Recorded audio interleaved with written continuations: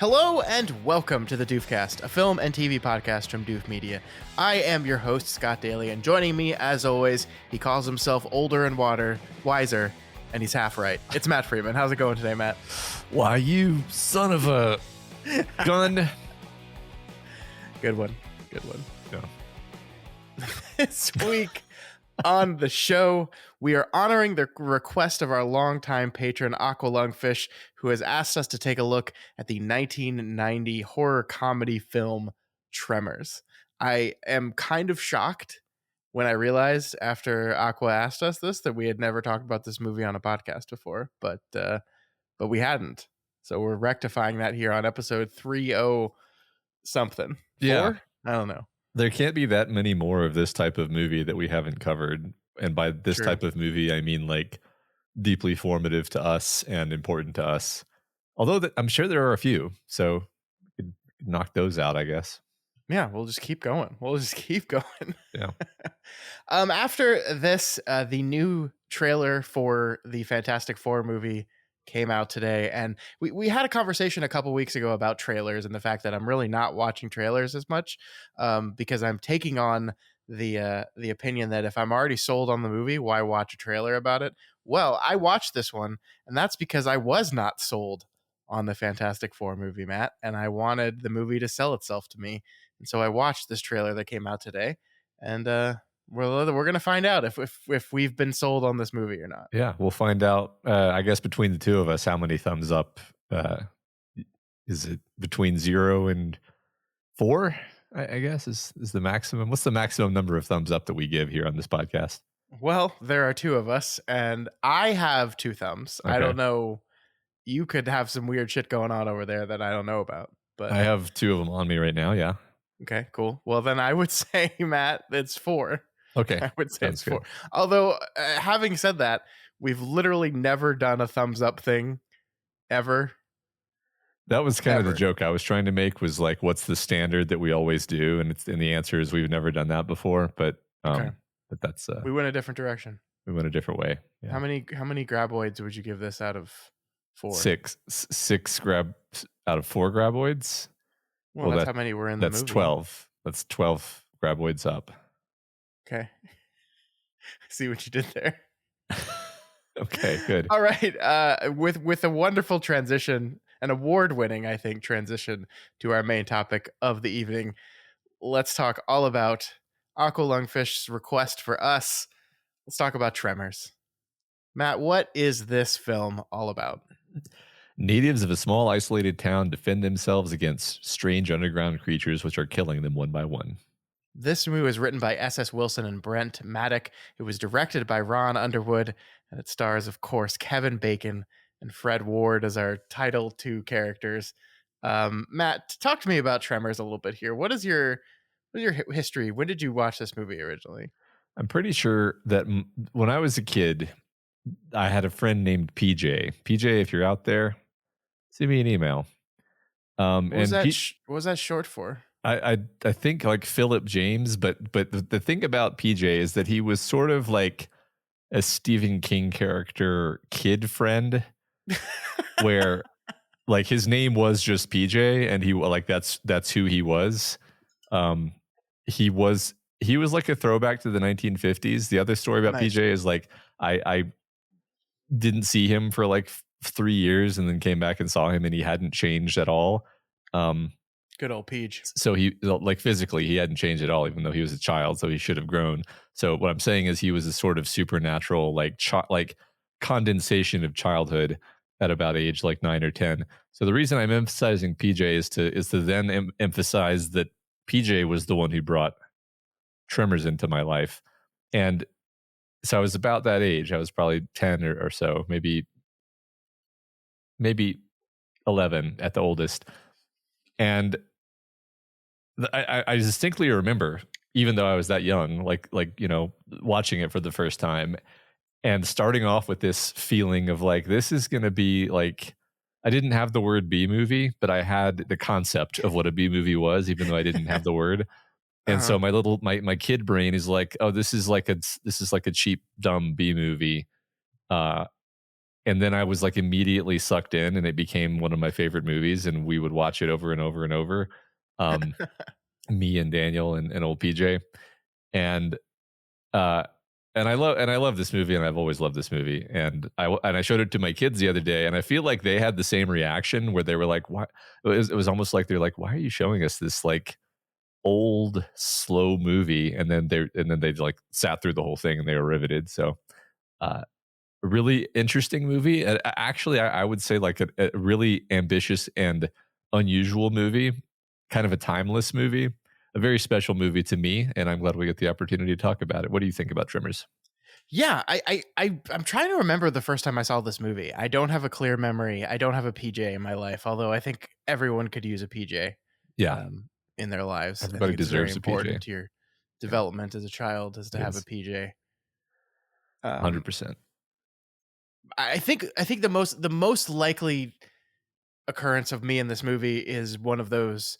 It's late at night. I can't sleep. I'm laying on the couch as a kid watching HBO, um, hoping maybe some inappropriate programs will come on, but instead comes on Tremors. Um, and it just seems like one of those movies I would have watched late at night, having no idea what it was, and then kind of just being like, "Wow, that's random." And do I even remember the name of that? Did I even start it at the beginning, or did I start it 10, 15, 20 minutes into the movie and just figure it out from there? It's one of those movies for me, and it is actually just kind of wonderful and delightful. And this was the first time I've watched it in a while, and it's the first time I actually like thought about it more than just this is a fun movie. And it is kind of remarkable to me, like just how effective this is. Certainly, yes, a B movie. It's a silly horror comedy, um, but like just sometimes these movies matter like the most sharply written and well done, Yeah, because they have to they have to take this silly B movie premise and then sell you on the world and the people, and they fully do that, and like to the point where like there's actually just a great game of setup and payoff paying like happening throughout this entire movie, where and you don't even really realize it, but it's just very like it took me until literally 5 minutes ago to fully realize that the opening sequence with Kevin Bacon peeing off the edge of the cliff is also exactly where the film ends. right. It's the same location. Like I in all the times I've seen this movie, I never noticed that before. Um, Yeah, but that's a perfect like kind of microcosm of how effective this movie is, despite yes being a silly B movie. yeah. Oh, super, super tightly written. That might be my favorite single thing about it is we've got this kind of ensemble cast with obviously like our two main guys who we care about. We come to know them through some delightful character writing where we learned a Yeah, lot about them without ever quite being told anything. Like we don't know any actual information about them, but we know them really well. Like it's almost like a Doc and Marty situation where you're like, wait, why are these guys friends? And then you're like, I don't actually care. Like they're friends because they get along really well and they have each other's backs and they have a history together and you see little yeah, glimpses of that history, but no, and that's all you need. That's exactly what you need. You don't need the backstory. I think it's actually to the movie's credit that it never really gives us like a long slow scene where someone talks about the past, right? It's all very yeah, very very steady clip. It's I think horror comedy is a totally accurate description to me. In my head that never feels right tonally it's like this is like an adventure. sure, um and like I don't know. I think it's the fact that we're following these characters and it's just fun. It's a fun movie. There's some kind of scary stuff that happens in it, but the movie is making sure that you're having fun the whole time. yeah. It really is, and it is fun. Like I appreciate what you said about the how tightly written it is, and it's like I think because once the movie does take a little bit of time to get going, but once it starts, it like never stops. Like I don't, I'm not sure exactly. I think it's like from the moment the guys head back to town after killing the first graboid and like realizing what they're up against here, it's just like there's almost no rest for any of the characters. Like Hmm. something happens in the town, and there's maybe like one quiet spot where where she gets the barbed wire wrapped around her. Rhonda does, and then you get this great moment where he's cleaning up the barbed wire, and they give each other looks. But then, bam, the graboids attack again. Or actually, no, what happens is the refrigerator being broken Hmm. and throwing a bearing, that setup pays off in that moment beautifully. And Yeah. then bam, we're in another action sequence, another action sequence. Now we're on the roof. Now the buildings are collapsing. Bam, bam, bam, bam. And it just goes and just keeps going. Yeah. But it does take that time at the beginning to set everything up. You're right. We get to go into the town. We meet all these characters. We know Val and Earl really well, but we get to know like the broad defined characters in the town as well. You got the two gun nut survival guys. Hmm. You have the shop owner, the annoying teenager, the pogo stick girl, like and I'm using like expressions and not names for this because that's essentially what they operate on. Their names don't matter, but you know them still. Yeah. Yeah, exactly. They all I was gonna say they all kind of get their moment. I don't know if it's true that like Pogo Stick Girl gets her moment necessarily, but I think She does. that's It's called Jurassic Park. That's where her moment comes. oh my god. Yeah. That's Lex. Yeah. Yeah. I don't even I this is I'm hearing this now for the first time. But I don't think everyone needs to have their moment in a story like this. I think No. it's just perfectly efficient, and it walks us through the beats, and um you're kind of sad when people die, but not so sad that it like makes it into a bummer. I think that's a fun line that they walk with this movie. And this, I feel like this was a popular thing to do in the 90s, especially in the early 90s when this came out, where um like some pretty horrible stuff happens in this movie. There's the head they find in the field, and the dead guy on the electrical tower, Hmm. the high tension tower. There's a bunch of stuff like that where it's like genuinely, as a kid, you're like, oh my god, this is extremely terrifying. And especially if the first time you watch the movie, you don't like a lot of that is in context of not really knowing what's going on. Yeah. Like Hmm. most of the first kills actually are done from a position of not knowing what the graboids are, or what's happening. And the movie does Yeah. the clever sort of alien thing where first you don't see it at all, and then you see the little snake thing, so you have kind of a wrong impression of what it looks like. And it's surprisingly late into the movie that you actually see the full form of the creature. And then past that point, what it's really capable of is kind of only slowly revealed to us.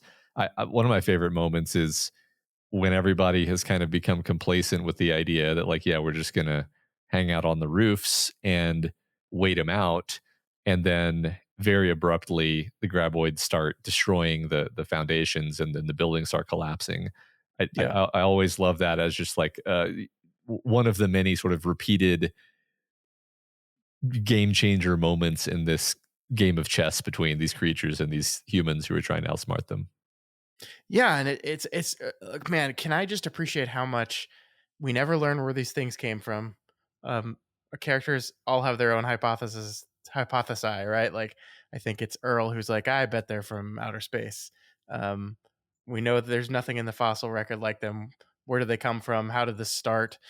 The movie doesn't care about any of that. Hmm. It doesn't matter. It's flavor for it. It's flavor and things for the characters to discuss. And I'm sure but by the way, they made a bunch of sequels to these movies. I've never seen any of them. Um, so I have no idea. I'm sure eventually one of these films goes into the origin of the graboids, but I don't care. I don't need to know. And that's like I think what you said about how we don't learn in the past of Earl and Val. We don't learn like why any of these people are in this town. Like the movie just seems to understand what is just enough information to get by on, Hmm. to make it feel like a world, to make you invested, but as you said, not too invested. Like we care about Walter Chang, the store owner, and we're sad when he dies, but not enough to where we're like, oh man, now I'm depressed. So Yeah. it's like, okay, move on to the next fun zany scene. Got it. Let's do it. Um, and it just it really skirts that line to the but like my big theme while thinking about this movie, Matt, was they just don't make movies like this anymore. Yeah. Like, and it's not that they don't make horror comedies anymore. Of course they do, but they don't make them like this. They don't make them like adventure films, like you said. Yeah. Um, this movie is it no longer exists essentially. Yeah, I totally right. I think that's even. I think it is unique. I don't know how many other movies there are like this at all. I mean, first of all, yeah, I agree with your assertion. They don't make movies that are this sort of like broad but also good. Hmm. Um, but also that like even back then, this was a remarkably just solidly written, solidly executed movie. Yeah, I think the only reason it's not spoken of in the same breath as other, sci-fi classics that might be better regarded is just like, well, it's a horror comedy. It's silly. It's funny. It's not supposed to be taken seriously, but it is written that tightly. yeah. The setups and the payoffs in this movie are just perfect. You can I watched it a couple times in a row in prep, not in a row necessarily, but like a couple times in a Like short. nonstop watching Yeah. Tremors. Right. Which would actually be the way my childhood consumption of this movie was, by the way, is we would just get the Yeah. VHS from Blockbuster probably and watch it repeatedly. Um, just hit rewind and then watch it again, literally. But no, I watched it in a couple times in short succession preparing for this, and it really emphasized to me how many little things are set up, like all of the little tricks that they use against the Tremors in the latter half of the movie. Um, these things are all apparent in the first part of the movie where the Tremors are going around killing people. It's all very consistent and well set up. Um, and yeah, it's just great. Uh, I just have to mention like my favorite scene, which I loved Go as a for it. child and still love and still just think is delightful, is the moment when everyone thinks that the two survivalists are about to be eaten, and the graboid breaks through the wall, and it sure looks like they're in a bad spot because they've just got the two guns. And then the camera does like probably the only sort of self-consciously corny camera movement in the movie, where it pans back and to the left and you see the giant wall of guns. uh and then they just blow it away, and we especially when we cut to the people on the rooftop and they hear the gunshots, and they're like, oh, hold on.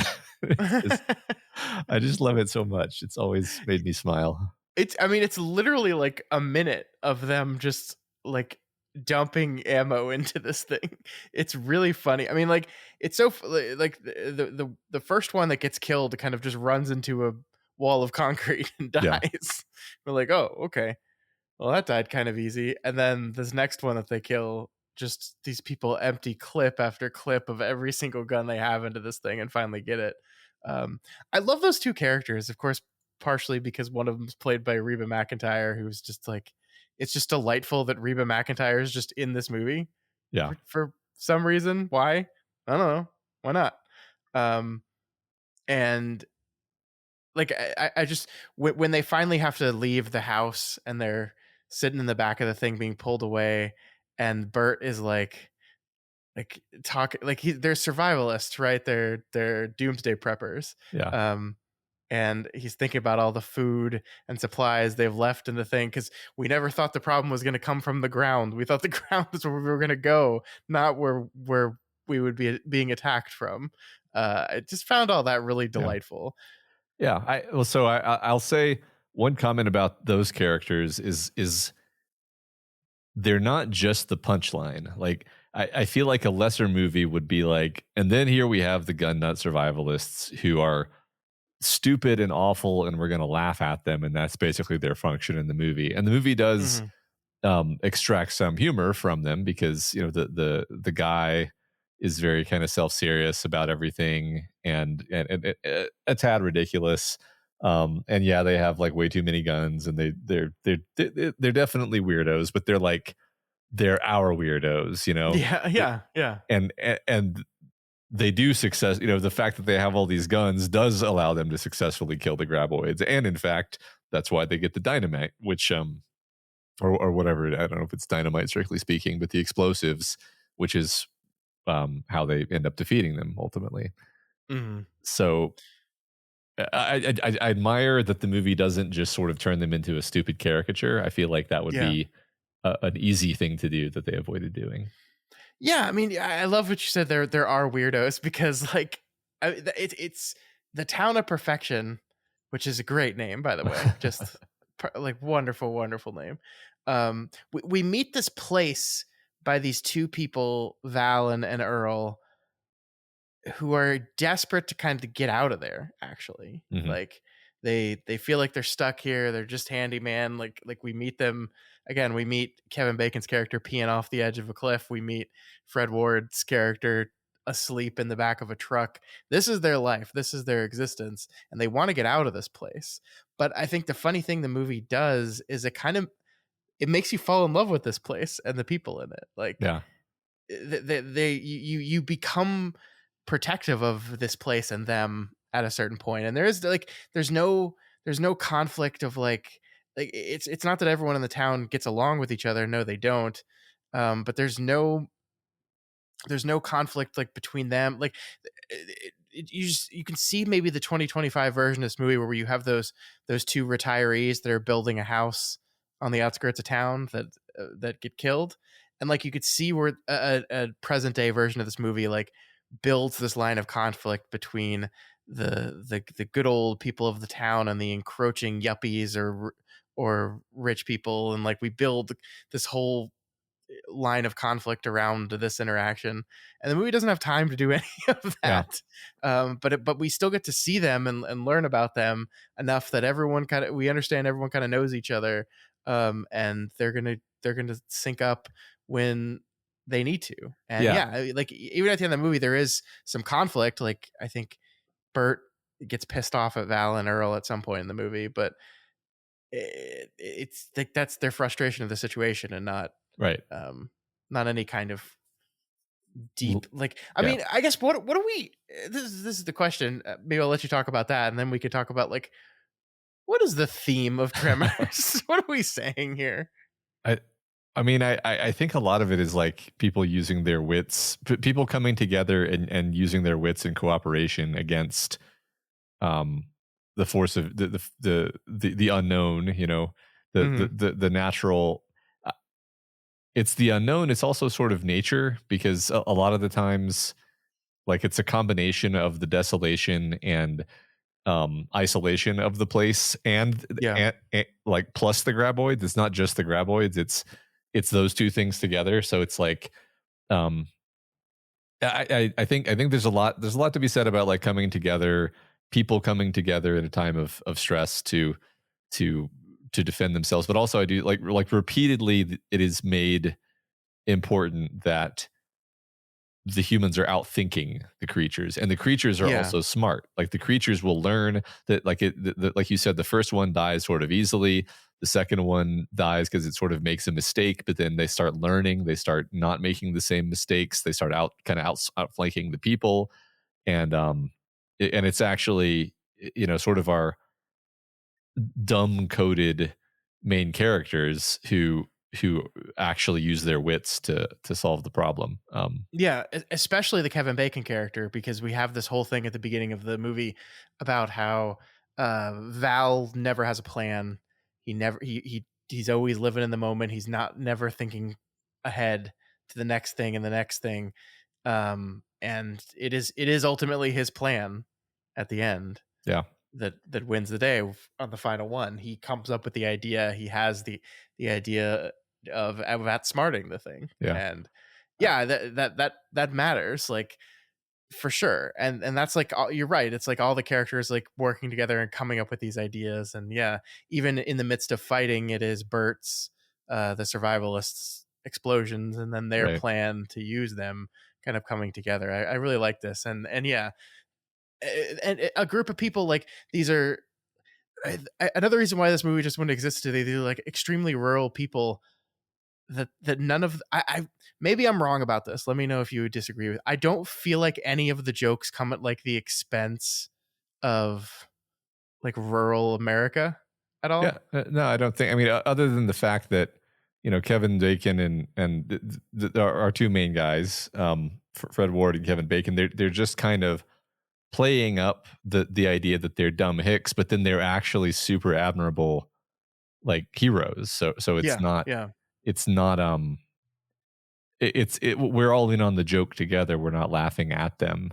I want to like rewind a second and tie in what we're saying now with what you were saying a second ago about um the lack of cheap conflict. And I'm actually going to pick on this IMDb summary because this stuck out to me even when I was reading it. The summary was natives of a small isolated town defend themselves against strange underground creatures which are killing them one by one.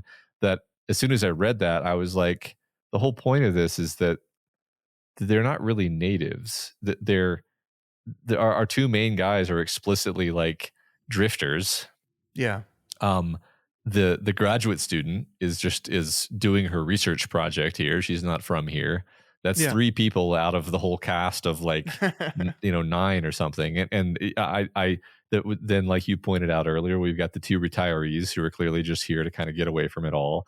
I feel Hmm. like those two survivalist characters are there for similar reasons, where it's like the reason they're here is because it's far away from everything. They're not from here. And I would be surprised if any of these characters are from here, and they probably all have their own weird story of how they got here. So it stuck out to me that they use the word natives, because it's like, no, they explicitly they're not natives. The natives are the graboids. The- Yeah. um, and I think that's really interesting, because you have all these people who we don't know what led them here, but they all have their backstory. We get hints in some cases, in other cases we don't. They all have their path that led them here, to Yeah. this to the town of perfection in the middle of nowhere. So while they may have nothing in common, what they have in common is that they ended up in the town of perfection, and that's kind of enough for them to sort of form this, quartet. And they're going to come together and defend themselves against these monsters, and it's about like common humanity, really. Like Yeah. I think that's what's so early 90s about it, is it's just about our common shared humanity. And no matter where, it's very like American, like no matter where you're from, no matter who you are, it doesn't matter. When the chips are down, we all come together. You've got guns, great, bring the guns. We've got a tractor, she's got a pogo stick, we'll make it work. We're gonna kill the graboids, and then we kill the graboids because we're Americans. That's what we do. Yeah. Fuck yeah. Yeah. No, I love that, and I think you're so right. And now all I can do is imagine the 10-episode Netflix series version of this movie, in which each episode focuses on a different member of the town and how they ended up here. Uh-huh. And and I get so tired so quickly Uh-huh. thinking about this thing. Yeah. Um, The flashbacks, yeah. yeah. I mean, I guess I just want to say, like, broadly, the concept here is so great, Uh-huh. actually. It's like, what if Jaws, but in the dirt? Right. Um, and just like the fun idea of there are these things that are tunneling through the earth below us and can pop up at any moment. And then the creature designs themselves are, of course, incredible. Like, you meet them first as just the little things that you only realize later are just are just like the Tongue. xenomorph heads of the larger creature, Yeah. um, which is a fun concept in and of itself as well. And it's just like it's really cool and fun, and like I think the movie uses it to maximum effectiveness here. Like, as you said, like early on, we just kind of see this little bits of mystery as far as like what's going on with these people, how are they dying, and then it just escalates as they suck a whole car down. And then, yeah, like we said, we start realizing they're smart. They're planning, they're thinking, and Yeah. there's no, man, there's no ticking clock. There's no like we have to stop them before they get past the valley Hmm. or they'll take over the world. No, there's none of that. It's just some people that just don't want to die. Yeah. And that's it. Yeah. Can you think of like, just imagine how annoying it would have been if it did become that? Like it's very aware of what its stakes are. We care about Hmm. these people. We want to see these people escape. and they're in a really dire situation. So unless they're really clever and resourceful, they're not gonna like they're if again if the tremors don't get him, if the graboids don't get him, then you know the elements will. It's just such a tough environment. Yeah, what you were saying about the concept, it made me just recall how much fun me and Daniel and PJ would have, like running around on the couches in my game room, Yeah. not like jumping from the ottoman to the couch, and because the graboids are on the ground, can't go on the ground, and then we would like throw pillows on the ground, and you could jump on the pillow because the graboid couldn't get you if you're on the pillow, and like just a whole something is a fun concept if children are compelled to turn it into an imagination game. Um, and the graboids as a concept, yeah, it's like you said, it's just intrinsically fun and interesting and full of possibilities. Um, and the movie explores, you know, I would say most of the immediate possibilities that occur to you. So, Yeah, I mean, honestly, to the point where I'm like, I didn't see this movie as a kid like you did, and I'm pretty sure that we played this game, the uh, game that is Tremors, without even knowing there was a movie. It's just such a core idea of like it's essentially the carpet is lava, but you get to play a version of carpet is lava where you're allowed to touch the carpet uh-huh. briefly if you're fast and move between objects very quickly, and like and it's like this is so like core, I think, to just childhood imagination of and like to the point where, yeah, I mean, it executes it on this really maximally fun level, because then you're in the convenience store and you have people climbing on shelves and like the knocking down of shelves, and just the idea as a kid of like, okay, well, we'll slowly move up and then we're on the hanging out on the roofs, and like it's just yeah, it's just like, just it sends your kid imagination Yeah, spinning with I, all the I fun of it. I think we've talked before about the idea of like a good premise is one where when you hear about it, you start imagining like, well, yeah, how would that go? Like Hmm. you just involuntarily start thinking about it because it's such a good question. It's such a good premise, right? And uh, uh, that's what they do here. I've always loved the creature design too. Yeah, yeah. Because it's like doesn't really quite look like anything. You can maybe there are certain aspects of certain actual worms that it sort of looks like, because it basically is a worm, but Hmm. also at the same time, like the really cool beak that splits apart into multiple pieces, and just like the big fat kind of body, but it's like you would think that maybe it would be like slimy, but actually it's like spiky, and Yeah.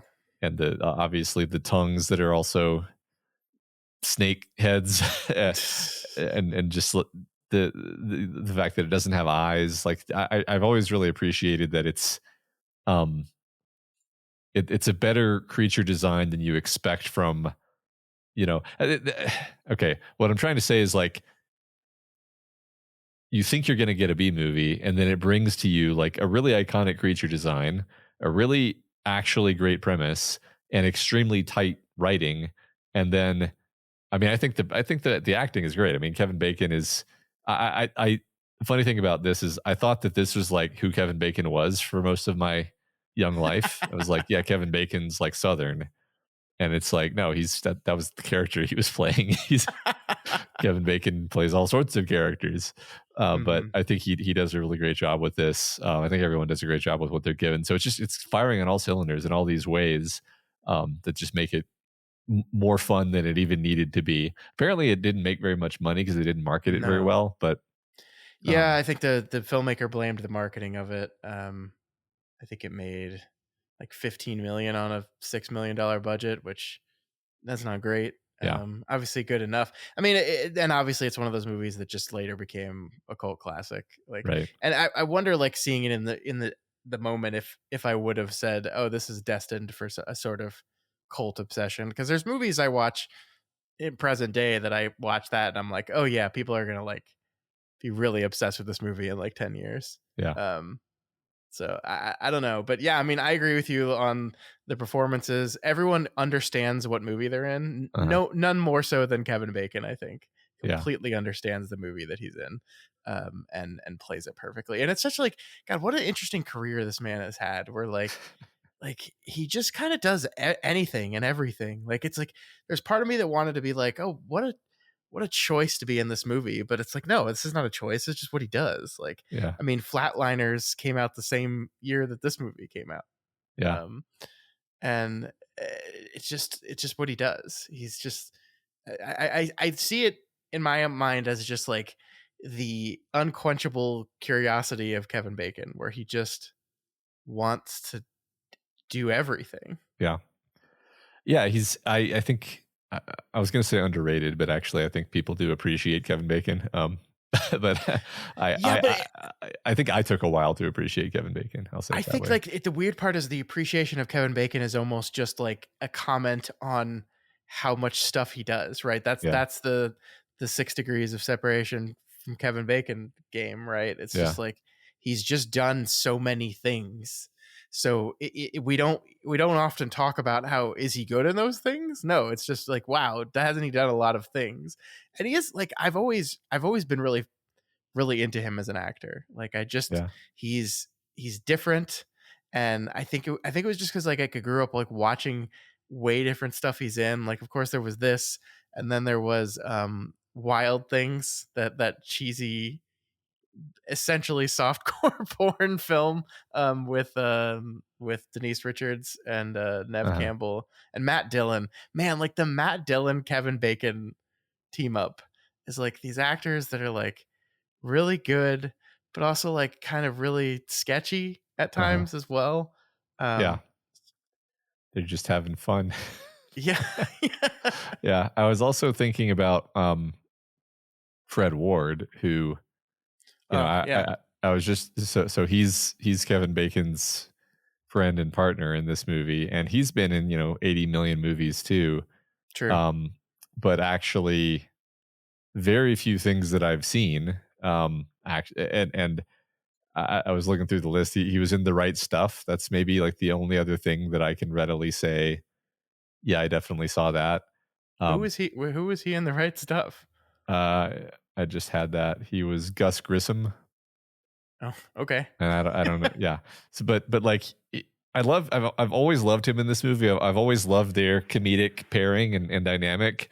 Hmm. I was just like absolutely cracking up at like just the moment when the end of the movie when Kevin Bacon is finally like mustering up the courage to try to talk to the woman who he obviously has decided is attractive, and she obviously thinks he's attractive, and he uh, uh, uh, Fred Ward is like pretending to work on the truck, and he's listening to what they're saying, and he just gives this little like helpless shrug of like these two dumb kids. Like I don't just like frustration and just like God. And I just like I don't know. I love his character. I love his performance. I've always Yeah, appreciated that. yeah. He's one of those actors where like even like as you were talking, I was looking through his stuff too, and he's one of those actors where like you recognize his face instantly, Uh huh. but you could not win $1 million to say where from. Yeah. Um, and like I recognize him from this, of course. I think also he played Joe Dirt's father in the Joe Dirt movie that I remember watching a bunch of times when it came out. Uh huh. And it's just like one of those consummate character actors that plays this specific type of role very, very well. Uh huh. And yeah, he works. I do love the dynamic between him and Bacon is so good, and kind of he's the older one, maybe knows a little bit more about the world and understands how things work a little bit more, and then that allows him to kind of construct and push Kevin Bacon towards the Doctor, which by the way, like I think it's such a fascinating choice to meet the romantic love interest of the movie with just her nose just absolutely covered in sunscreen. Yeah. It's kind of jarring actually when you see her later in the movie where she's got that off and you're like, oh wow, Yeah. she's actually really Right. pretty. No, exactly. That's the joke, which I love. Is like Kevin Bacon is incredibly shallow, and he wants a very specific thing, or he thinks he wants a very specific thing. Yeah. And Fred Ward is like, you got to grow up and stop being so shallow and dumb. And then we see her, and she's just like the opposite of all the things that he said that he wanted. But then later you Hmm. realize, like, no, she's just serious and doesn't. She's just not a girly girl like that. And Yeah. Yeah. yeah, She's great, and we still get her pants off yeah, in the movie. yeah, Well exactly. done. It's a serious movie. Can I like there? This is another thing though, where I feel like the movie just skirts the typical B movie trappings to remain something great, because you could do the B movie like gratuitous nudity Hmm. stuff. And we almost go there again, like we conveniently have to have her remove her pants, but like even that part is not really played sexually at all, because A, they're in the middle of a big a big worm trying to eat them, and then B, like when she is inside protected with her pants off, like that's just played as he's doctoring up her wounds, then she gets on jeans again and wears them for the rest of the movie. So like I did read that there was a rated R version of this movie at some point, Uh because they said fuck like a lot, huh. and in order to kind of get the rating down, they took out almost all of the fucks. Uh-huh. It's one of those things where if you know that, you can actually pay attention. Like I think when Kevin Bacon says like, "Can you fly?" It's the movie says, "Can you fly, sucker?" And Uh-huh. they cut away from Bacon's face as he's saying "sucker," and it's because he actually said "fucker." Yeah. Um, but so I do wonder if there's like an earlier version that like falls into some of the rated R B movie stuff, is like, oh, we gotta get tits in this thing, Yeah. you know? And not that I'm anti boobs, definitely not, but Uh-huh. it's not right for this film. Yeah, And I I think not to cut you off, but I no, you're good. agree. I mean, I think they absolutely made the right choice of making it PG-13, because I just was able to wholeheartedly love this movie as a kid, Yeah. still wholeheartedly love it as an adult, and it would have just been sort of a pointless loss to just throw 15 extra fucks in there. And like, yeah, I mean, tits wouldn't have added anything to this movie. Like again, we have a pretty firm pro nudity stance on Doof Media, uh, but it wouldn't make sense in this movie. Like that's we're actually the argument of the movie is that Kevin Bacon's character needs to grow up. So Yeah. having there be like just pointless nudity would kind of cut against that. Yeah. Yeah. And then our characters save the day. He gets the girl, Hmm. and now they get to be part of the most important discovery in the history of mankind. Yeah, they discovered the graboids, Precambrian life. I loved I loved how they came up with the name Graboids, by the way. Yeah. It's like to the point where you're like, "Oh, that's what we're going with actually. Yeah. That's okay. Sure." Yeah. It's the stupidest thing that anyone suggested in this conversation, and that's it. It's like how we name things. Yeah, no, Um, totally. yeah, yeah. Love me some Tremors. I did see some of the sequels. I think I saw the second and third ones possibly, because me and Daniel and PJ, we weren't gonna just stop and just not watch any more Tremors. Oh yeah. Um, and I think Fred Ward is in the second one, and I think Michael Gross, who plays the survivalist man, is in all of them, I believe. He knows a good thing when he sees it. Yeah, I think he just decided to make that his career, uh, which, yeah, no complaints really. Um, the I don't really have anything to say about the sequels. That they kind of do. I guess I'll just say that they do the thing where they they very much like the Alien franchise, they kind of just start messing with and exploring and expanding upon the life cycle of of the graboids. Of and course. and so it's like they're not even really the same monsters anymore pretty quickly. um like after a movie or two, they're not even really graboids anymore. Hmm. the larval form of them or whatever, which have different rules entirely. Which is I don't have, that's not a problem. I don't think this is a betrayal or anything. It's just interesting that that's kind of the way they chose to go with it. Sure. But I think these movies have great names, though. uh-huh. I want to. Here's the Tremors movies released so far. Okay. We have Tremors 2, Aftershocks. Perfect. It's pretty good. Pretty good. Yep. Tremors 3, Back to Perfection. Uh-huh. Tremors 4, which is, of course, the standard fourth movie prequel, The Legend Begins. Love it. Then there was an 11-year gap, and we went Tremors 5, Bloodlines. God. Sure. Tremors 6, A Cold Day in Hell. Uh-huh. Hell yeah. And then Tremors Shrieker Island came out in 2020. 2020. They've been making these movies up until 2020. Yep. I love the posters, by the way. So the thing about the posters is they always have something on them, which is not the thing in the movie. Yes. It's I mean, even in the first movie, that is not a graboid on the poster. It just looks like the Jaws poster with like teeth. It's a totally different looking creature. It isn't a they subterranean. Wear their influences on their sleeves, that's for sure. Yeah, they're. I think it seems like, from what I'm picking up, like the advertising might have leaned a bit into the like, oh, it's a B movie, and then like that sort of played into everyone being like, oh, it looks dumb. I'm not going to go see it, which I'm not really sure how you should have marketed this movie. That's a great question, because I just don't know. Like, right.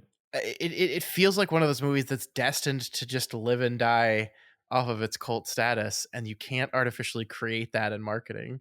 Yeah. People just have to stumble upon it. So yeah, like while I share the director's frustrations, I went back and watched that original trailer, and it's not great. I also kind of pity the marketing team and the Herculean effort of like, okay, we made like a silly Jaws 20 years after Jaws. People got sick of Jaws sequels. Right. Except it's in the ground now. Go. Yeah. Sell that. Yeah. You kind of have to sell it more on the comedy side of things. And if you can't make it seem funny, then you're not going to get much of an audience. I mean, horror comedy is just a hard sell anyway. Just as it is, yeah. I'm seeing here there was a television show that came out in 2003. Incredible. That is a sequel to Tremors 3: Back to Perfection, that aired on the Sci-Fi Channel. 13 episodes. A sequel to a TV show that nobody saw. Wow, that sounds really good. Yeah. I'm probably not going to watch any more Tremors movies in my life, to be honest. But of course, Michael Gross was also in the TV show. That's great. Man, he's committed.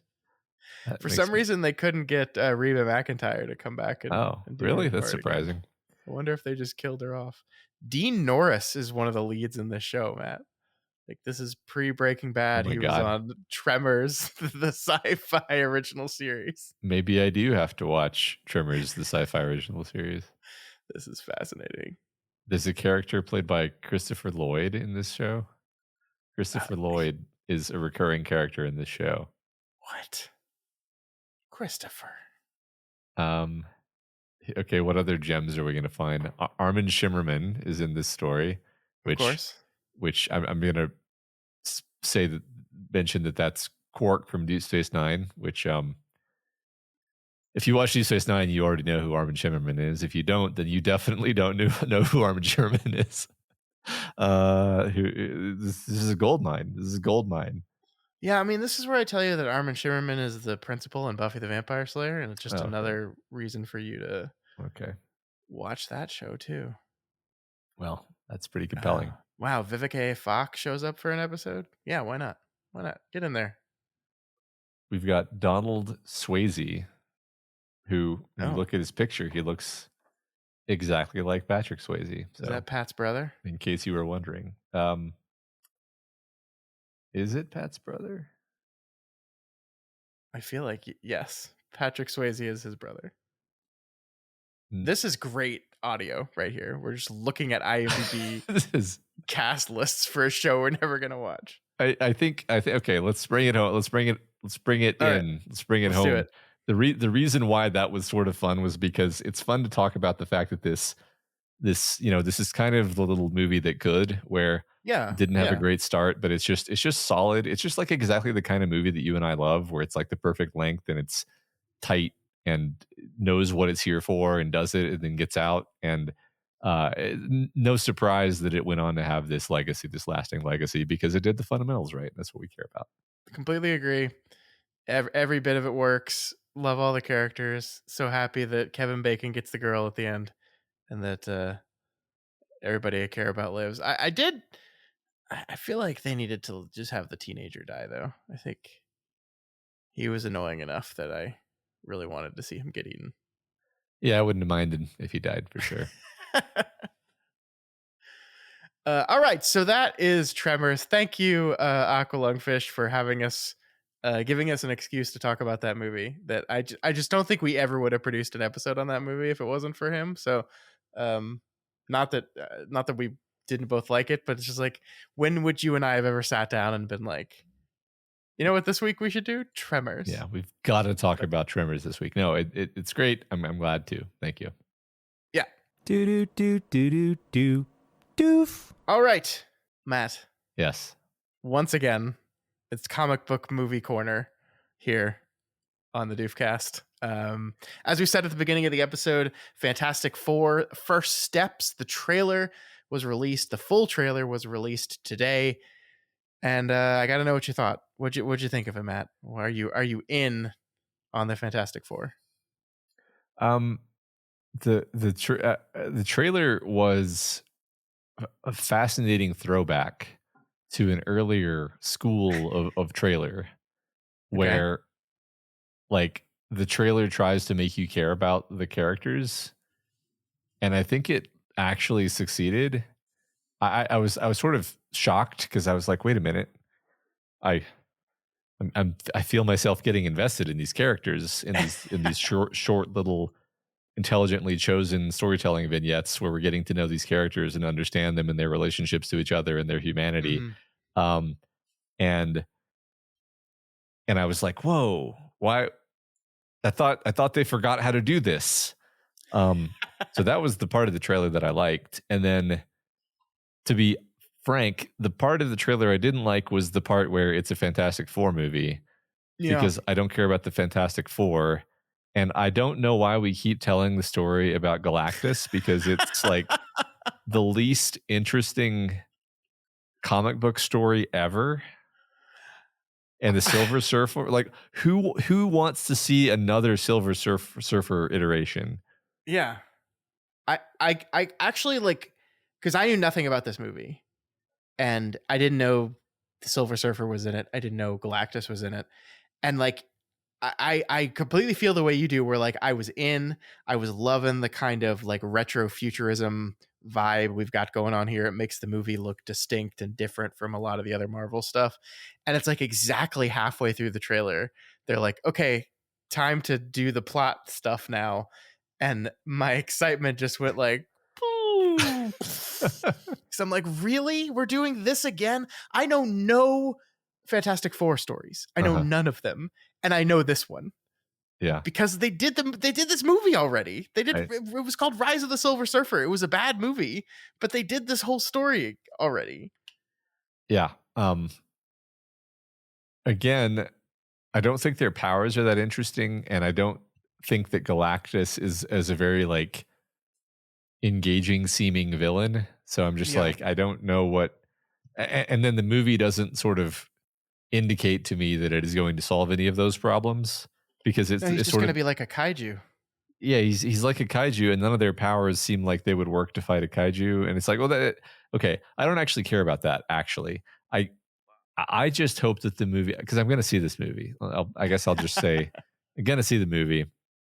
I hope that they sort of deliver on the promise of the trailer of just having these great characters have great character moments.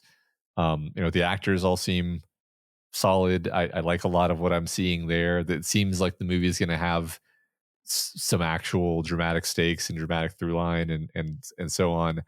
And then, you know, I'll extend some charity and say maybe they're going to be able to pull something off with Galactus where it surprises me, and I'm like, oh, you know what?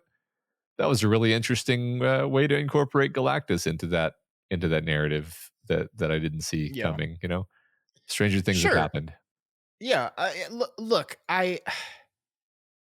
I'm this really weird place where so they do you remember like the big Avengers announcement they did a couple weeks ago where Sure. it was just chairs? Oh yeah, They yeah, yeah. just showed directors chairs and the whole thing was look at all these fucking people that are going to be in the next one of these movies we're doing. Uh huh.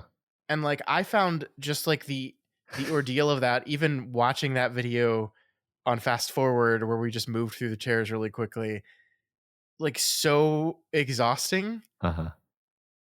that the one like great thing I'll say about this trailer in and of itself is like thank God we're at least doing something a little different,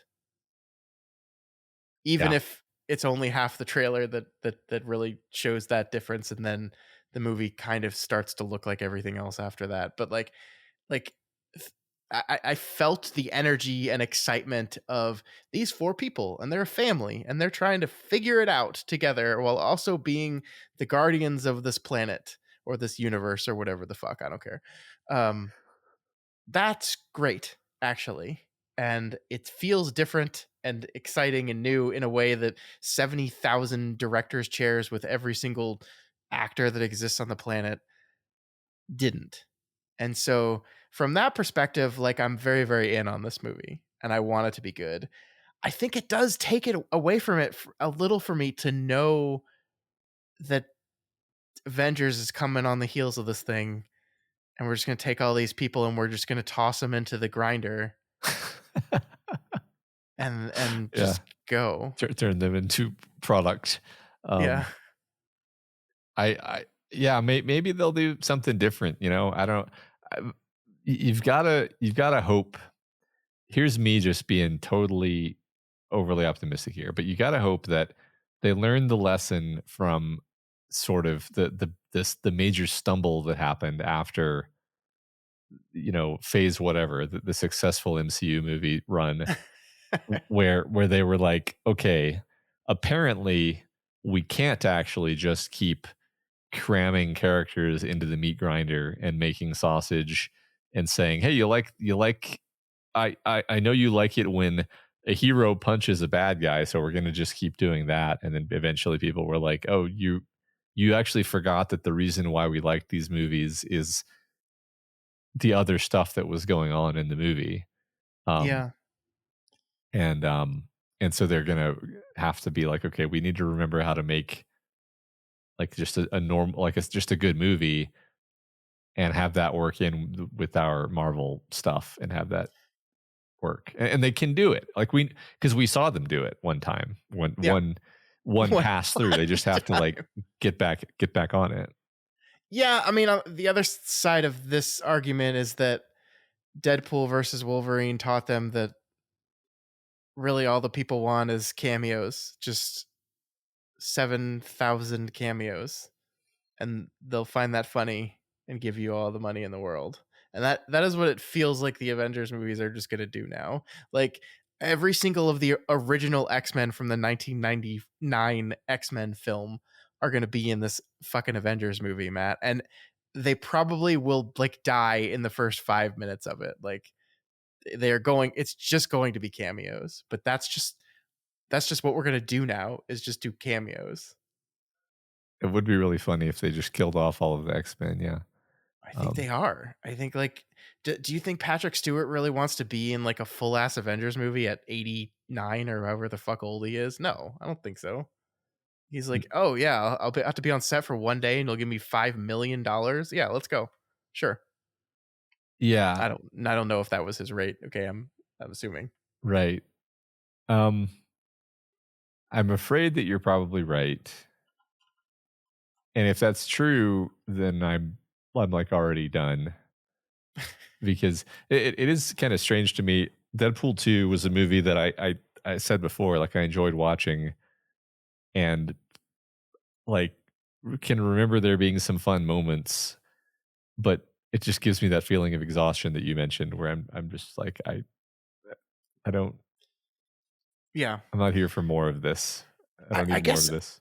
I guess that brings me to kind of maybe the last question I have for you. That like which so this summer, almost on the same weekend, we are having the Fantastic Four First Steps, and we are having James Gunn's Superman film are coming out within weeks of each other. Which do you think is more important for the ongoing success of the comic book film? Huh. Like, which has to do better? Um, I don't know. That's a really interesting question, because the James Gunn thing, this is kind of the opening pitch in what is going to be potentially a very exhaustive sequence of movies in the new, Yeah. the new DC universe. And we don't even know what that's going to look like yet. We don't know, how many movies per year they're going to shoot for with this thing, or how kind of expansive it's going to become. Mm-hmm. Um, I feel slightly more confident that the Marvel side of things is going to try to run back their formula, where they create a bunch of one-off superhero introduction movies, and then we bring them all together for a big extravaganza where we bash all of our toys together in a big heap. Um, which is kind of Yeah. I guess, I mean, that's kind of what DC is probably going to do too, to be honest. But I Oh, almost certainly. Like, there's a ton of characters in the Superman movie. yeah, Um, I guess what I will say, my argument here would be that I feel like the Marvel machine will barrel forward even if Fantastic Four ultimately doesn't work. hmm Um, I wonder what happens to the fledgling James Gunn universe if this Superman film not only doesn't work but like underperforms like crazy. yeah, Like I think I definitely think if Fantastic Four, they're putting a lot into this Fantastic Four thing, and if it bombs, there's definitely panic alarms going off at Marvel. Um, yeah, but ultimately, that's a ship that they probably don't even need to right. They just need to keep pushing forward. Where I mean, yeah, this Superman movie. Maybe it's just because I am more emotionally invested in the success of the Superman movie. Like I want it to be good. I very very much want this movie to be good at a level that's a lot higher than I need this Fantastic Four movie to be good, because I don't care about those characters and I deeply care about the Superman character. So yeah, maybe I'm just putting my personal stakes in this thing, but it just feels like if I think the thing that needs to be true is that for there to be a strong Marvel, there needs to be strong competition, and no comic book movies have been very good anywhere for yeah, a while. Um, right. and so like DC being an actual place of competition in making good, successful movies is better overall for the industry. Yeah. Got a lot of thoughts here. So good, good successful movies. There's like a big comma between those two words, Hmm. because as like film fans, you get, like, you and I want the movies to be really good, like kind of in the way that Tremors is good, where it's like we want them to make us feel something, and we want them to be tightly written, and we want them to succeed at all in all of the ways that a movie can succeed, and work on you, and be memorable, and be something that you love for the rest of your life. And then there's successful, which is profitable. Ideally, like maximally profitable. And that has a lot to do with, like, okay, did you succeed in packaging it properly? Like, did you succeed in positioning it properly within the existing market, such that you could maximize the number of people who thought, yeah, that sounds good. Um, and it's not that these two things are totally disconnected. Obviously, if a movie just is really good, then it'll get really good word of mouth. Like, I think Top Gun Maverick is like a perfect example of this, where they did a good job marketing it. They were obviously speaking to an existing market, but then it, I think, made even more money than anybody expected, because everybody told their friends like, "Hey, it was actually good," and then people were Mm-hmm. like, "Oh, really? An actually good movie in the theaters?" And then they went and saw it. Um, and like that's so what I'm getting at, I guess, is especially with these superhero movies, I feel like they've actually burned so much goodwill that they have to dig themselves out of a hole. So in terms of like the marketing, it's like you have to market it so carefully and cleverly that you have to overcome the inertia of like, I ain't gonna get fooled again by more of this trash. Sure. Um, and then at the same time, like, if you get a director or a storyteller who wants to do something really unusual and fresh and um, specific, like James Gunn seems to, that runs the risk of actually becoming less marketable because it's so weird and specific. Mm-hmm. Mm-hmm. Um, and so like the very fact that you've got an earnest director who wants to make what you and I would consider to be a good movie starts to become a sort of problem from the perspective of the studio. If it's like, we don't know how to market this, this is weird. Um, Sure. and these are just all the problems that crop up when you're burdened essentially by having a an empire of interconnected movies, where I think one thing that maybe one way to say this, that I don't know if I've ever quite put it this way or thought about it this way, is like, when the MCU is on the upswing, that's really good because it means you can make a new MCU movie and you don't necessarily even have to try so hard to make it great. People are still going to go see it. But when Sure. the MCU is on the downswing, oh no, now you've got the albatross of like, people are really mad about our movies now not being good, and they're looking for flaws. Um, and then we start cutting costs, and then because we're cutting costs, the movies are getting worse. Um, and then it becomes a problem. Then it's like, oh, maybe we need to go back to just making individual movies that aren't connected to each other for a while, which is Yeah. kind of what they did actually. Sure. So that's my I don't know, lay of the land, I guess. Sure.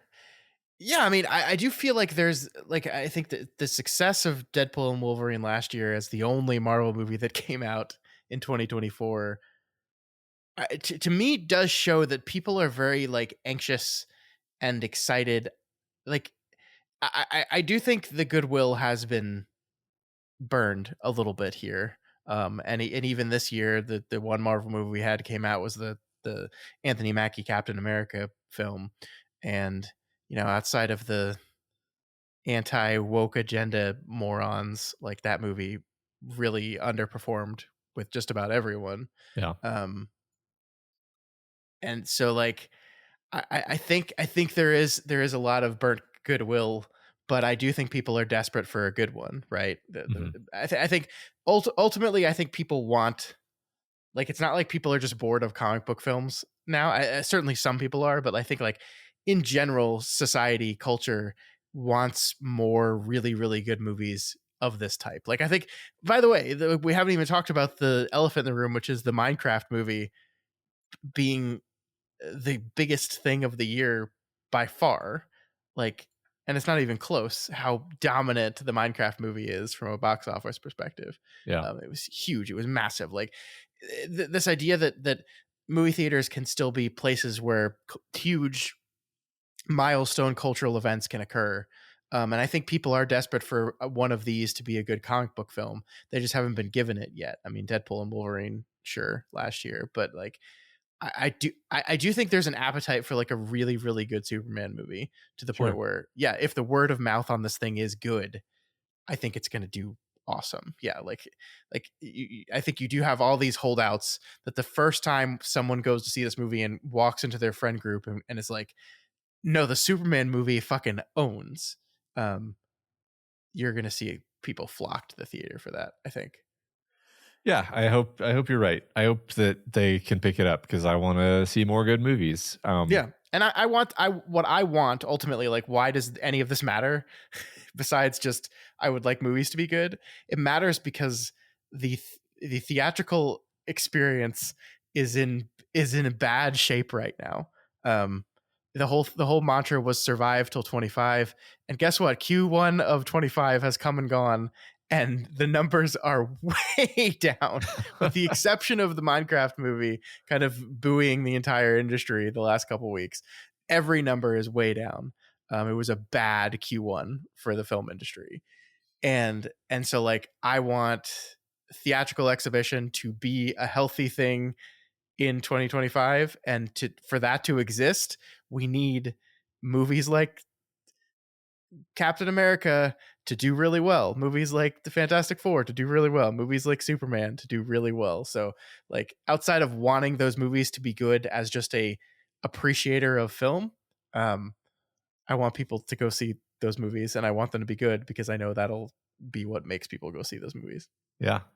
Well, they should hire whoever wrote Tremors. Well, there you go. Or, there is another. Do you know there's the third Avatar movie is coming out at the end of this year? Did you know that? I did not at all. I had no idea. Jim Cameron is coming here at the end of the year to save us all once again. That's funny. I did just learn something. I did just learn that the Batman, which came out in 2022, is actually scheduled to have a sequel in 2027. So yeah, that is supposed to be this year. It got delayed multiple times. Okay. So probably never going to happen, is what you're telling me. There's a lot of interesting things happening, yeah, in the behind the scenes with Matt Reeves and the new kind of James Gunn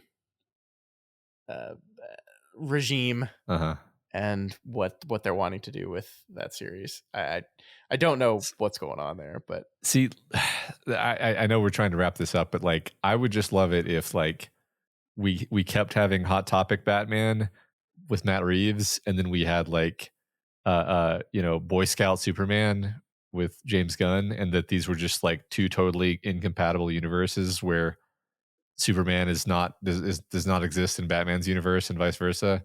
Yeah. And we just went back to that because that's how it was when we were kids, because there's no benefit. It makes no sense to have these characters in the same universe, even though they're like, supposedly there's, they are, quote unquote, they really are. I'm putting giant quotes because it's all made up anyway. You can do whatever you want. I don't know. I wish they would just keep it weird and separate like that. I agree. I mean, like, I understand the success of the MCU project has made this idea of interconnected films as part of one larger story in one universe a thing, but like, you don't need to do that, actually. Like, you don't have to. And I don't think that in and of itself is what gets money in the hands of these studios. So I don't know. Yeah, me neither. Yeah, well, we will find out this summer. You gonna go see the Minecraft movie? I'll probably see it this weekend. Yeah. Nice. There's a new Ryan Coogler movie coming out this weekend too, called Sinners. It's about vampires in the antebellum South. It's supposed to be great. That sounds fun. I want to go see it, but I have children. Yeah. Children are a problem when it comes to seeing vampire movies about the antebellum South. In which the case, there's two Michael B. Jordans. He plays his twin. Oh, fascinating. Yeah. Huh. Cool. I've heard very, very good things about this movie. I'm actually really excited. But you go see your mining movie. Yeah. I've got children of a certain age, so. All right, folks, that is going to do it for us this week. If you have any opinions on the wonderful film that is Tremors, or on the state of the film industry, and whether you think Superman or the Fantastic Four is more important for the health of comic book films, let us know. You can reach out to us via email at doofmedia@gmail.com, over on X at doofmedia. on Reddit, reddit.com/r/doofmedia, and Instagram as well, at doofmedia. That's right. And if you're not subscribed to the Doofcast, we encourage you to subscribe and ensure you never miss an episode. You can find us on any of the major podcast platforms. And if you like what we do here and want to support us, please consider becoming a patron of Doof Media. You can head on over to patreon.com/doofmedia and pledge at any of the available levels there. Our patron Aqualungfish is the one that made this episode happen, and he did so by heading over to our Patreon and becoming a member there. We really appreciate this, Aqua. We hope we did your movie justice, and we thank you for your many, many months of support. Yeah, thank you so much. We really appreciate that. Yeah. Also, please consider rating and reviewing the Doofcast on Apple Podcasts. Each review really does help us to get more exposure and introduce new people to the content that we make here.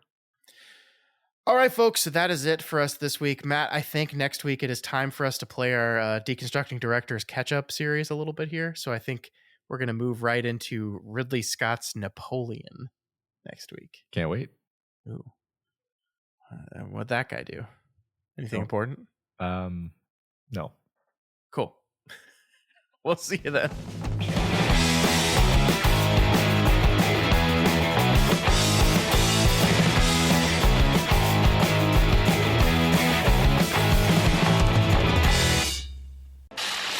My name is Doof, and you'll do what I say.